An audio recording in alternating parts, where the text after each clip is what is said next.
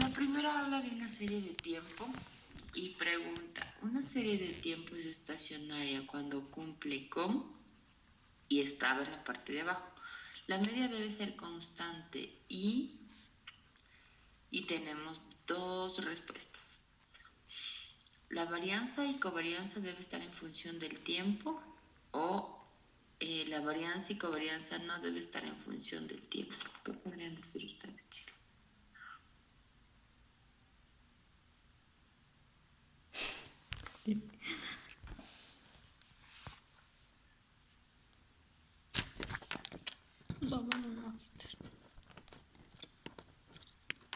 ¿Algo que decir?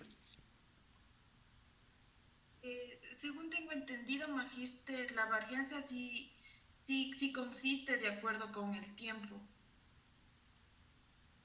¿O no? Ok. Sí, para mí sí. La varianza sí es constante respecto al tiempo. Ok. Lo que vamos a revisar es, la respuesta sería es que la varianza y la covarianza no deben estar en función del tiempo. ¿Por qué? La razón principal por la que la varianza y covarianza no deben estar en función del tiempo en una serie de tiempo estacionaria es por la estacionalidad, ya que las propiedades estadísticas de la serie estacionaria es que permanecen constantes a lo largo del tiempo. Entonces, si la varianza y la covarianza cambian acorde a lo que cambia el tiempo, pues significa que habría dispersión y la relación entre las observaciones pues no se daría. Y esto contradice a lo que nosotros conocemos como una serie de tiempo estacionaria. Entonces la respuesta correcta es que no deben estar en función del tiempo, es decir, no deben ir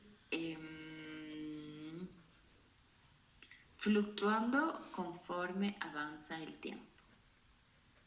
¿Hasta ahí alguna duda? Ok, la segunda pregunta dice, seleccionar una característica de los mínimos cuadrados generalizados, que es entre paréntesis GLS. Teníamos cuatro opciones. La primera era insesgado y eficiente, la segunda eficiente y sesgado, la tercera insesgado y consistente y la cuarta ineficiente y sesgado. ¿Cuál sería la respuesta, chicos?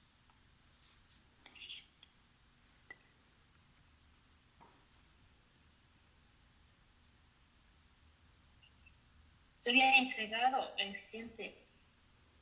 Exactamente, sesgado y eficiente. O insesgado y consistente.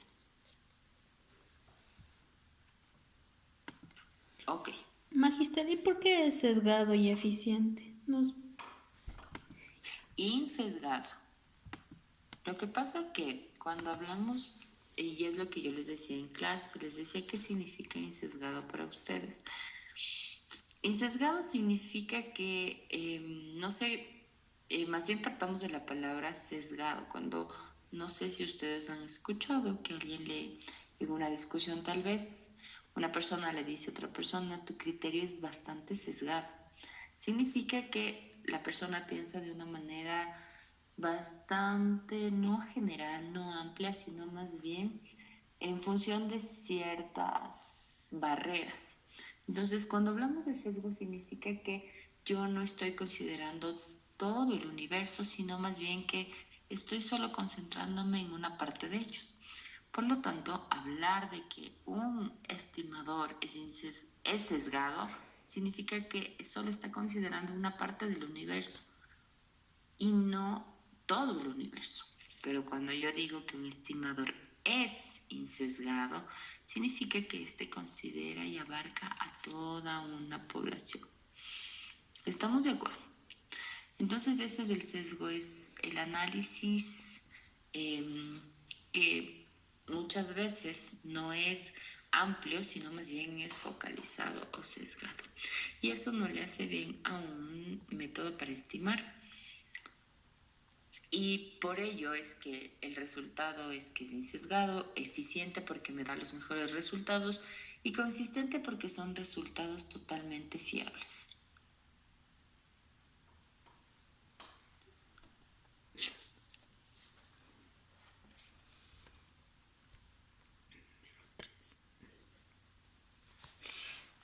No sé si me sé explicar, ¿estamos correctos o claros? Sí, magíster. Sí, magíster. Ok, chicos, esta sería la pregunta número 2. La pregunta número 3 dice, entre las especificaciones técnicas de los modelos de datos de panel, ahora vamos a los de regresión, los más recurrentes son modelos de efectos fijos y aleatorios o modelos de efectos conjuntos y fijos y aleatorios o opción 3, modelos de efectos agrupados y modelos de fijos y aleatorios. ¿Cuál opción es?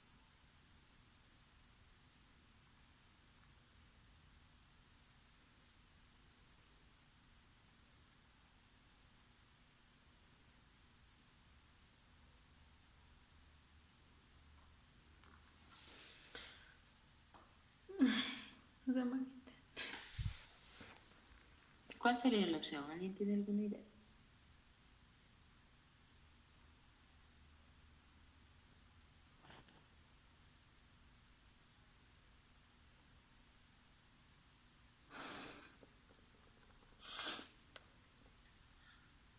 Ok, la respuesta correcta es que para datos de panel siempre vamos a tener modelos fijos y aleatorios. Estos dos tipos de modelos sirven para abordar o analizar la heterogeneidad inobservable entre las unidades de panel que tenemos en nuestras muestras. Hasta ahí dudas.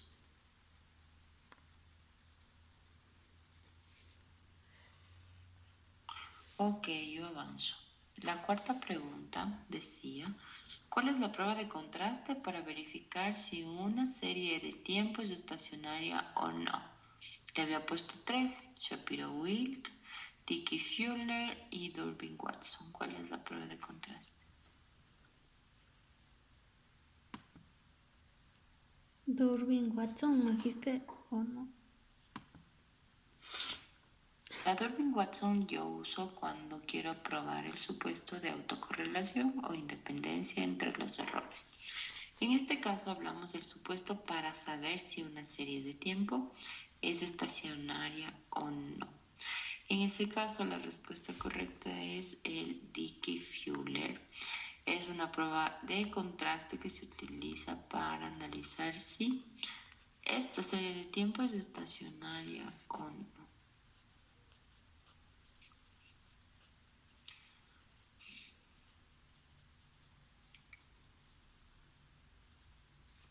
Vamos a la quinta pregunta. Mencionar si es verdadero o falso. Cuando existe truncamiento, la muestra analizada procede de un subconjunto de la población de interés. Por lo general será representativa de la población. ¿Verdadero o falso? Verdadera. Falso. ¿Por qué es verdadero? No, porque es falso, chicas. ¿Por qué es verdadero o falso?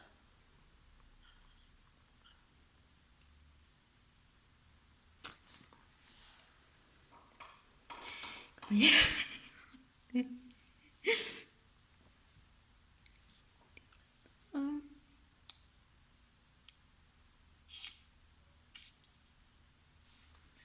falso. Ok, la respuesta es que es falso porque cuando existe un truncamiento en una muestra significa que algunos elementos de la población de interés no tienen la oportunidad de ser seleccionados de la muestra. En consecuencia, la muestra que se analiza no representa adecuadamente a toda la población.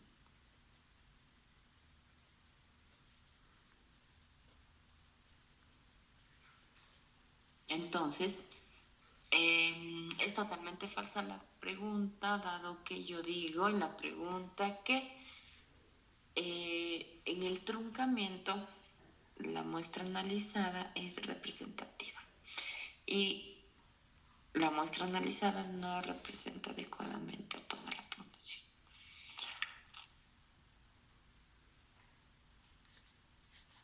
Por ello es falso. La sexta pregunta. Explicar qué significa I en la especificación del siguiente modelo. El modelo estaba escrito y sub t es igual a I más bx y t más error y t.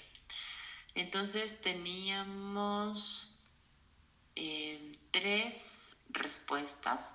I significa heterogeneidad inobservable, es la opción 1. La opción 2 es la enésima unidad de características que puede tomar una variable.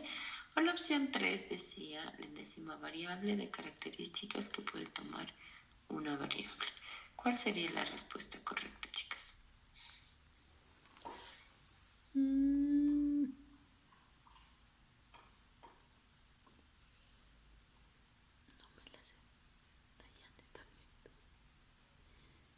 ¿Cuál creen que sería la respuesta correcta?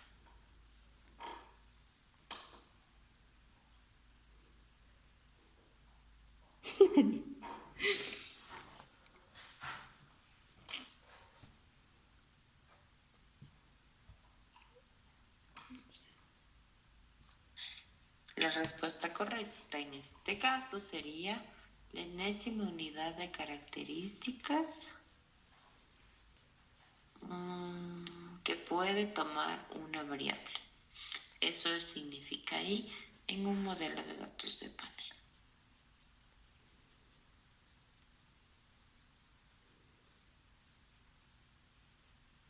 ¿Hasta ahí alguna duda? La pregunta que hizo recién, esa no la entendí, magíster. Lo que pasa es que yo en el examen le di un modelo que decía y sub t es igual a I más bx y t más e y t. Entonces, con ese modelo yo le preguntaba qué significa la I. Entonces, eso vimos cuando analizábamos datos de panel y decíamos que I es la enésima unidad de características que puede tomar una variable. Ya, magíster.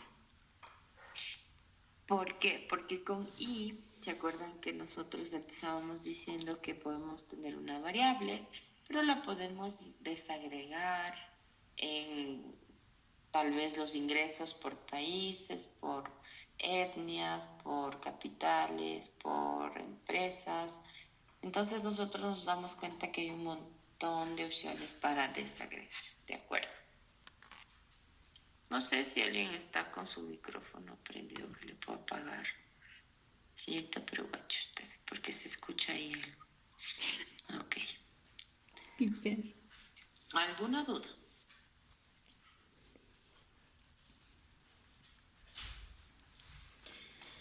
Magíster. La séptima pregunta dice, en ecuaciones simultáneas la variable exógena puede ser considerada endógena y viceversa. ¿Es verdadero o es falso?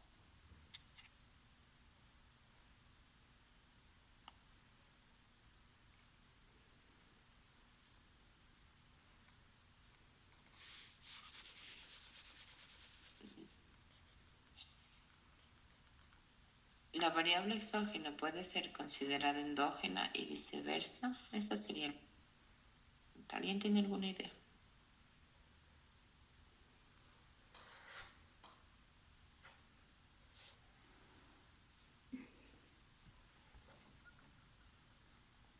La respuesta sería verdadero. Sí. ¿Por qué? Porque los modelos de ecuaciones simultáneas, pues las variables exógenas pueden ser endógenas y viceversa. Esa es una característica de los modelos de ecuaciones simultáneas.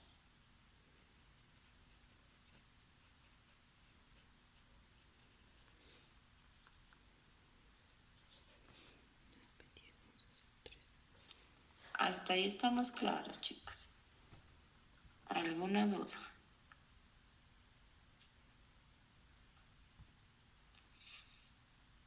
Vamos a la pregunta 8. La pregunta 8 dice, en el análisis de predicciones con series de tiempo, ¿se debe probar la validez del modelo? ¿Es necesario hacerlo, sí o no? Y justo la pregunta decía entre las respuestas, ¿es necesario o no es necesario? ¿Cuál sería la respuesta correcta?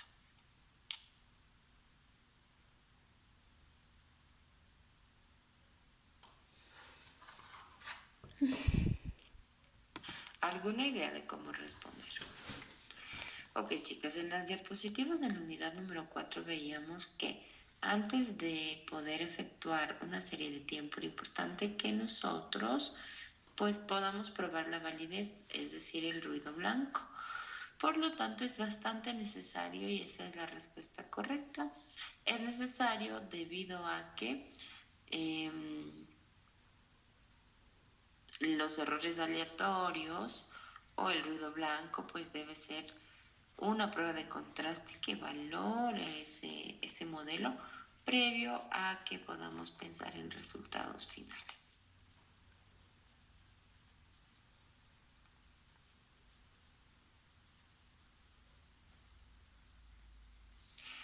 ¿Dudas hasta ahí?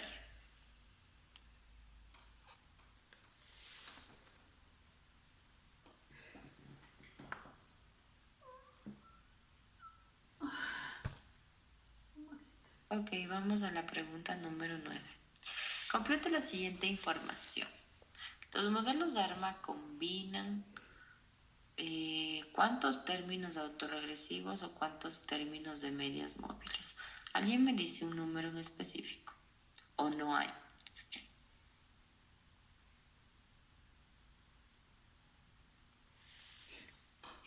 No sé.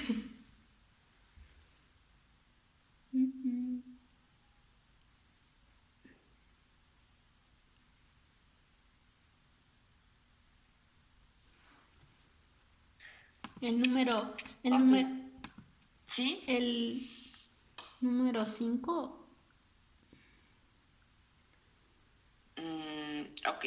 La pregunta se centra en saber si los modelos ARMA combinan términos autorregresivos y medias móviles.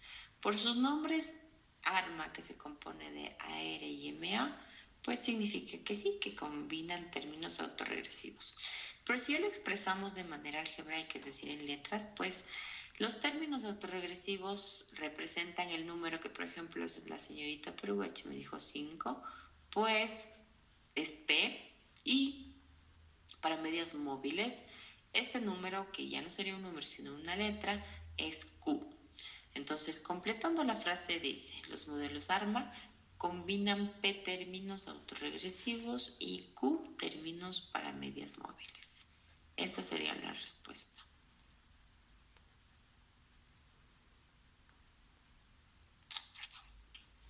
Hasta ahí dudas.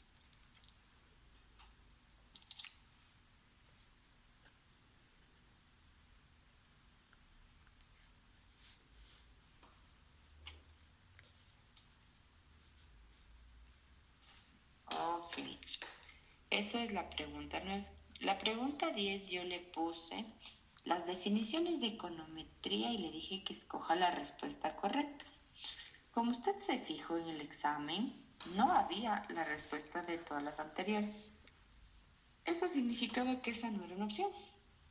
Entonces yo tenía que leer detenidamente cuáles eran de esas tres respuestas. Para ello, pues les voy a leer la respuesta correcta, que dice, la econometría es la aplicación de modelos estadísticos y matemáticos al análisis de datos económicos con el propósito de dar contenido empírico a las teorías económicas y verificarlas o refutarlas. Esa sería la respuesta correcta. ¿Hasta ahí alguna duda?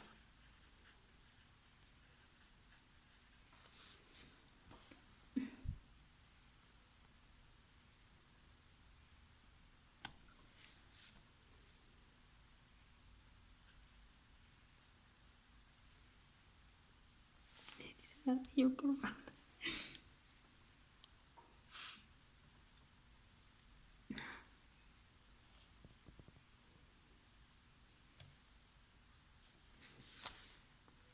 Ok, chicas, yo avanzo. Vamos a la pregunta número 11. La pregunta 11 decía, realizar una regresión lineal con datos de panel implica utilizar una combinación de datos de dimensión temporal y datos transversales, ¿verdadero o falso?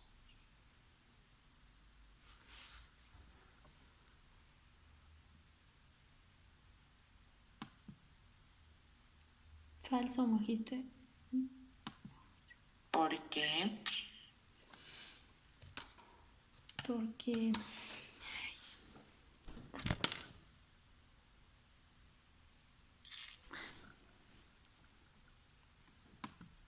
ya no me sé. Ay, ¿Por qué falso?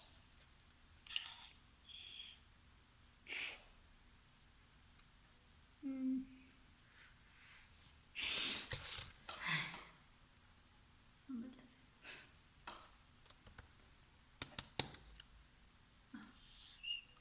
Vuelvo a repetir la pregunta. La pregunta dice, para realizar una regresión lineal con datos de panel implica utilizar una combinación de datos en una dimensión temporal y transversal. Pues la respuesta en este caso no es falso, sino verdadero. ¿Por qué? Porque para hacer regresiones lineales, en el anterior ciclo revisamos regresiones lineales de corte transversal y este ciclo revisamos con datos de panel, que significa que hay dimensiones temporales. Entonces, pues, esta es la combinación que yo tengo, que son datos temporales, dimensiones temporales y transversales. Entonces no se olvide que la respuesta es verdadera. Ok. Siguiente pregunta. La pregunta número 12 dice, ¿los modelos Logic y Probit se utilizan cuando? Entonces, pues, yo debo recordar que eso revisamos al final, que decíamos que cuando la variable dependiente es binaria, pues utilizo modelos Logit y Probit.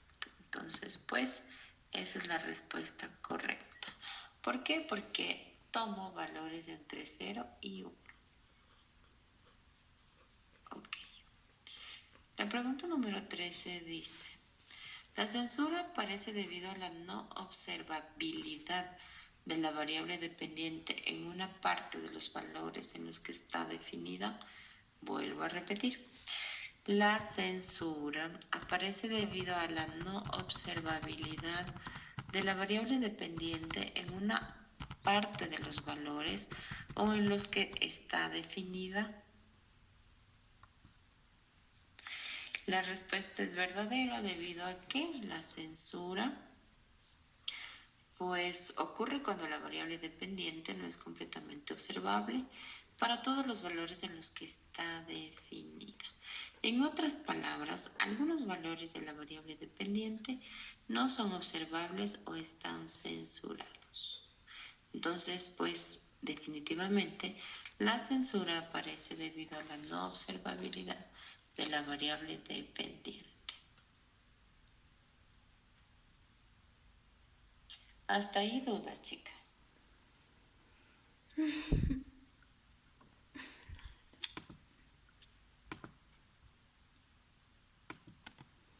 Magister, a mí en la evaluación me había salido ¿cómo dice? Unos dos cuadritos, unas dos imágenes, en el que decía, o sea, las respuestas decían si es heteroelasticidad, algo así, pero estaban dos imágenes pequeñitas que me tocaba elegir, pero no sé si está esa pregunta. Ahí. Como les dije, habían más preguntas. Vamos a revisar el resto de preguntas. Como dice la compañera, habían otros temas que también se revisaron. A ver. El aburrimiento.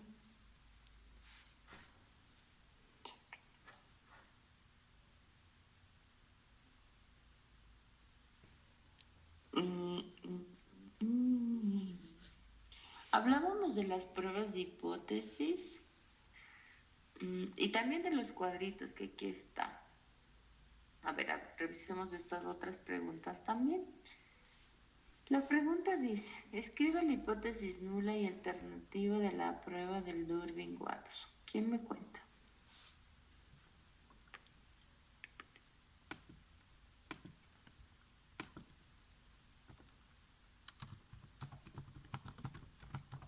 ¿Cuál sería la hipótesis de la prueba del Durbin-Watson? Se utiliza para ver si hay detectar la presencia de autocorrelación. Exactamente. Entonces, ¿cuál es la hipótesis nula de esa prueba de contraste? Que no existe correlación entre los residuos, mientras que la hipótesis alternativa dice que existe o que los residuos están autocorrelacionados. ¿De acuerdo? Ok. Después había un modelo que decía PIF es igual a beta sub 0 más beta sub 1 por consumo, beta sub 2 por inversión y UT. Y le decía que identifique el término de error. ¿Cuál sería el término de error? La T, no, la T. UT. Exacto, UT es el término de error. Vamos a la siguiente. Mencionar cómo se llama la prueba de contraste para verificar el supuesto de heteroscedasticidad. ¿Cuál es la prueba de contraste?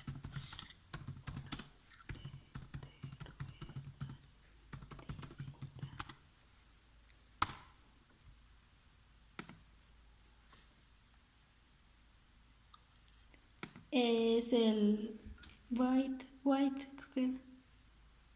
White. Ok, estamos de acuerdo. El test de White. Yes.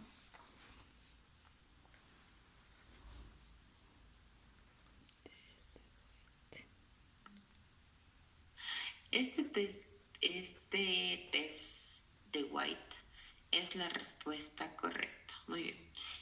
Después hablamos sobre la multicolinealidad.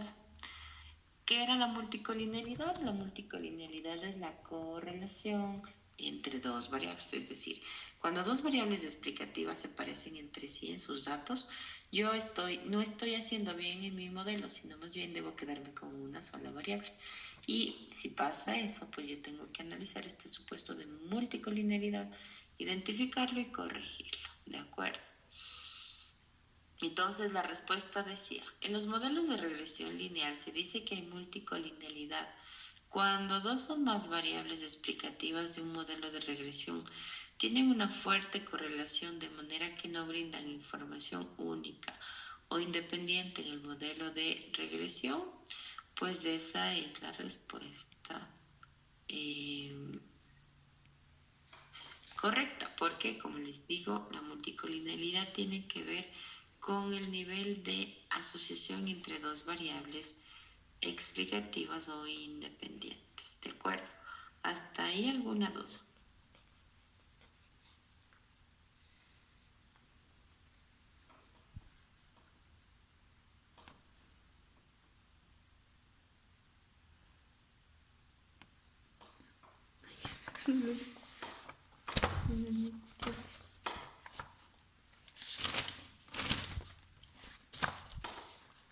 Magister, el comando en el stat era el BIP, ¿verdad? Para la multicolinealidad, sí, Sí. es el factor de inflación de la varianza. Sí, totalmente cierto. Muy bien. Vamos a la quinta pregunta. El supuesto que falta para estimar por mínimos cuadrados es, yo le puse relación lineal, independencia, homocedasticidad. Si tengo los tres, ¿cuál supuesto falta? Independencia.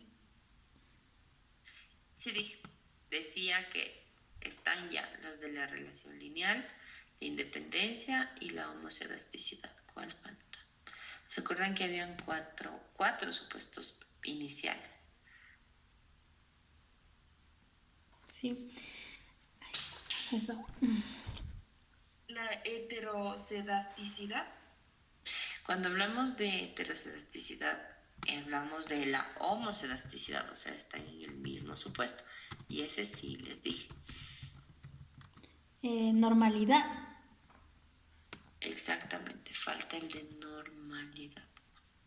Es decir, relación lineal, independencia, homocedasticidad y normalidad son los 4 supuestos básicos que debe tener una regresión lineal.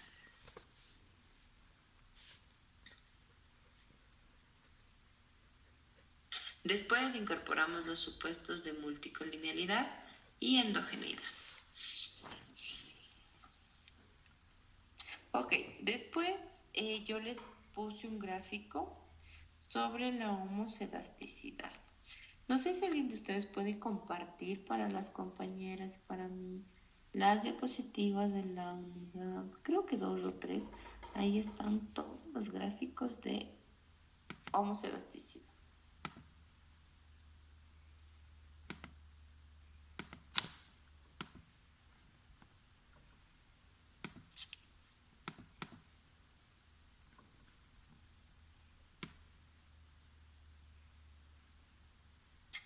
No se olvides que la homocedasticidad es cuando la varianza es constante. Y como decía su compañera en el gráfico, había unos puntitos y este gráfico era en forma de cono.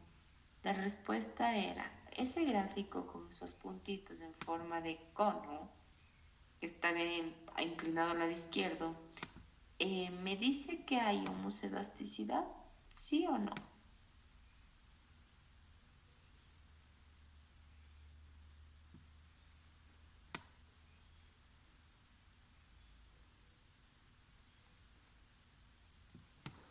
Algo que mencionar por ahí, chicas. No tienen las diapositivas. Sí, magíster, ¿lo puedo compartir? Claro, con todo el gusto y muchas gracias.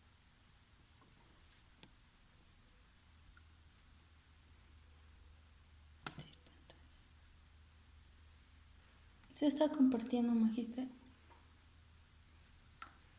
A ver. No.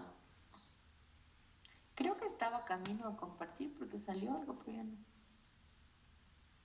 Ahí sí, exactamente, muchas gracias. Bajemos. Ahí está, más abajo, más abajo.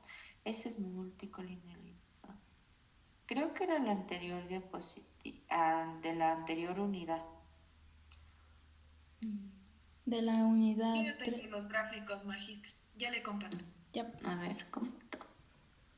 La idea es para que ustedes estén claros.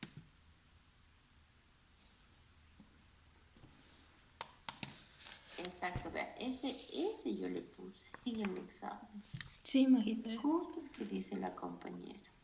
Entonces, pues este es un gráfico de, primero, a ver, chicas, ¿qué son los puntitos? Los puntitos son los valores residuales, es decir, los errores. Recuerden que yo les había dicho en algún momento que los errores, hay un error por cada valor. Entonces, si hay una muestra de 1000 datos, deben haber 1000 errores. Y pues en el gráfico nosotros, en ese gráfico de homocedasticidad, no mostramos o no graficamos el dato, sino el error que hay del dato. Y se acuerdan que después yo les decía, ese error es la distancia del puntito a la línea de regresión, que era una línea imaginaria que pasaba por el gráfico. Así es que cuando hablábamos de que los errores tenían una varianza constante, pues hablábamos de que podíamos tener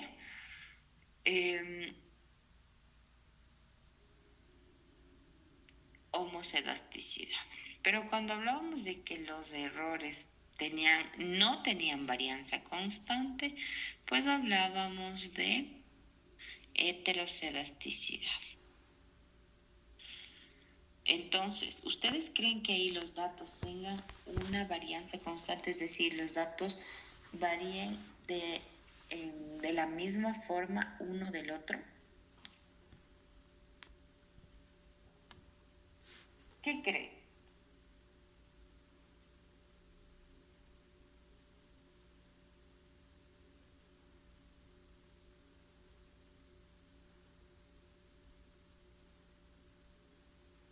¿Varía o no varía?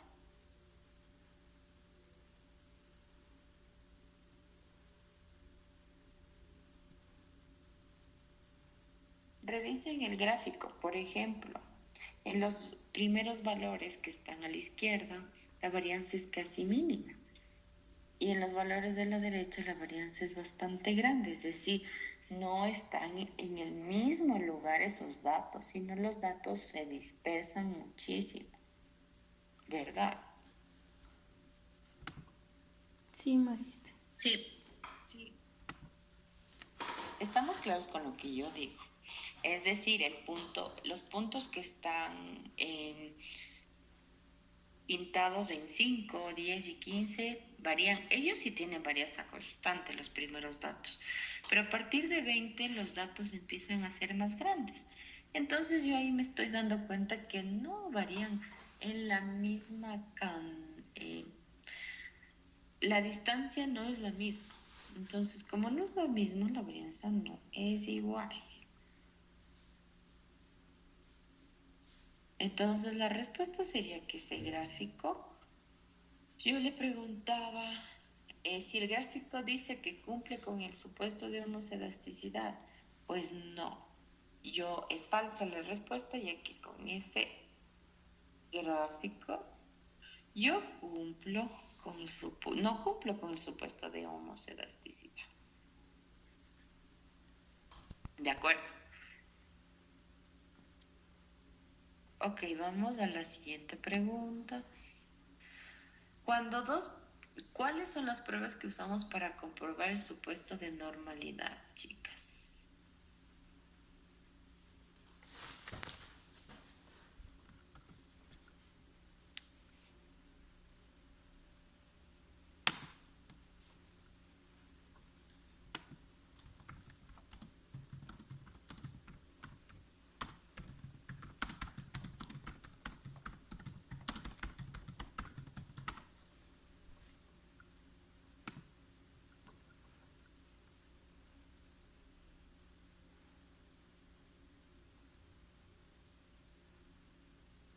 Entonces, ¿cuál es la respuesta? ¿Cuál es la prueba de contraste para probar la normalidad? Justo ahí debe estar en las diapositivas. O en las anteriores, creo que estaba. pues la prueba de contraste es el test de White. El test de White es para la homoscelasticidad o heterocelasticidad. Para la normalidad. Shapiro-Wilk. Exacto. Para la normalidad, la prueba de contraste es Shapiro-Wilk. Ok.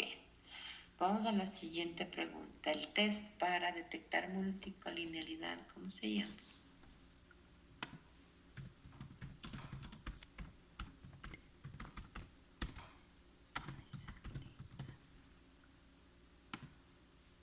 Justo lo que la compañera ya dijo hace un ratito.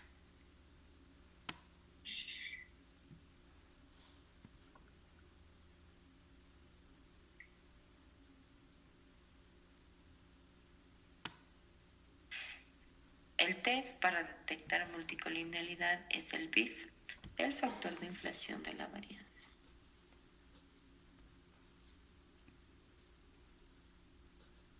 Ok, la siguiente pregunta dice, cuando tenemos regresiones con variables endógenas, ¿es consistente y eficiente usar el mínimo cuadrado para estimarla?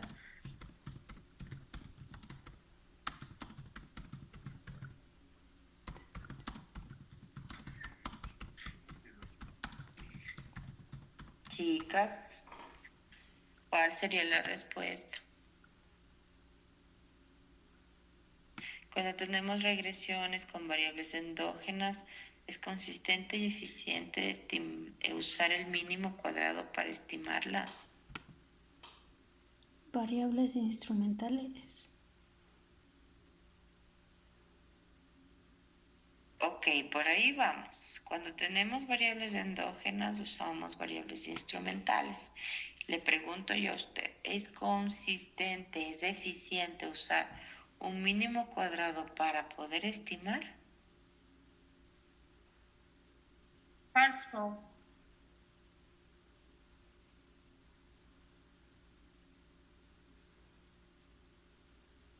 Ok, estoy de acuerdo que es falso. ¿Por qué? Porque utilizamos mínimos cuadrados en dos etapas.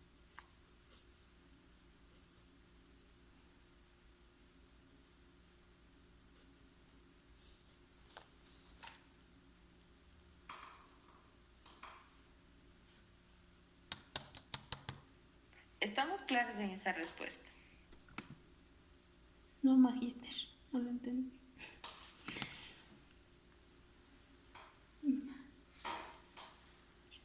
A ver, chicas, primero, los métodos para estimar la regresión lineal hay bastantes. Uno de ellos es el mínimo cuadrado ordinario y otro es el mínimo cuadrado en dos etapas. Entonces, el mínimo cuadrado ordinario es aquel que cumple con los supuestos que vimos casi todo el semestre: normalidad, homoscedasticidad, linealidad, autocorrelación y multicolinealidad. Pero cuando hablamos de endogeneidad y variables instrumentales, que ustedes topamos hace un ratito ese análisis, pues ya no puedo utilizar ese método para estimar regresiones, que es el método de mínimos cuadrados, sino que debo utilizar otro método. Un método mucho más eficiente, que es el método que se llama mínimos cuadrados en dos etapas. Entonces, si en la pregunta del examen yo le digo, cuando tengo variables endógenas, ¿puedo usar mínimos cuadrados ordinarios? La respuesta es falso. Yo no puedo utilizar eso. ¿De acuerdo? Solo se puede utilizar mínimos cuadrados de dos etapas. Sí. Ya. Y si tengo variables instrumentales, pues lo mismo. La de dos etapas mismo. Ya. Ok. Vamos a la siguiente. La diferencia, o sea, dice, cuando tenemos un modelo de regresión lineal, hablamos de la siguiente especificación: beta 1, beta 2. La respuesta es verdadera porque es un modelo de regresión lineal. De ahí se divide en simple o múltiple. Simple porque cuando tiene solo una variable explicativa, y múltiple cuando tiene dos o más variables explicativas.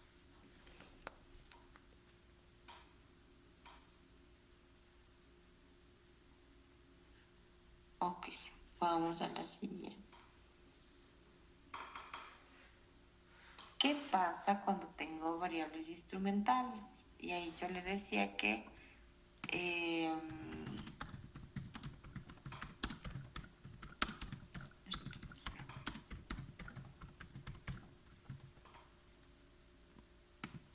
les preguntaba que cuál era el coeficiente de determinación. El coeficiente de determinación es el R cuadrado, no se olvide.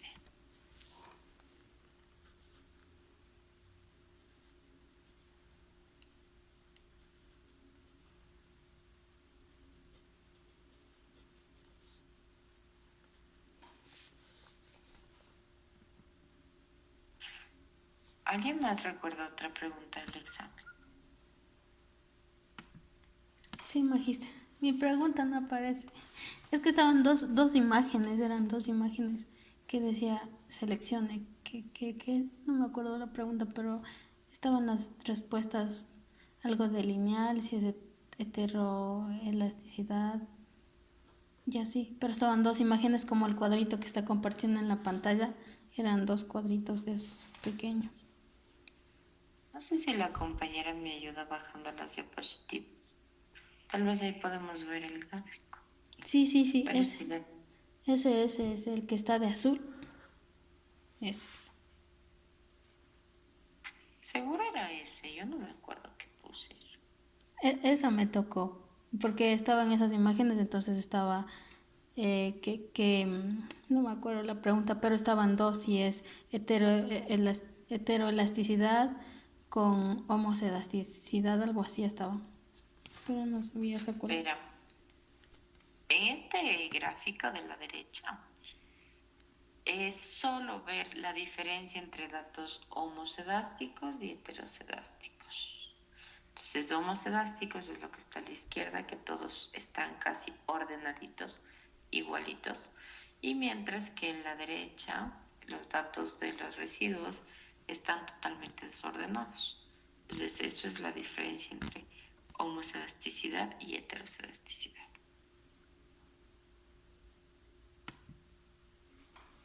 Ya, magista. Ok, podemos seguir subiendo por si acaso hay otros gráficos. Yo no recuerdo que puse ese, pero hice algunos tiempos atrás. Esos no puse tampoco. Ahí están las pruebas de contraste, normalidad. Pues no, no hay nada. Ok, chicas, ¿alguna otra duda?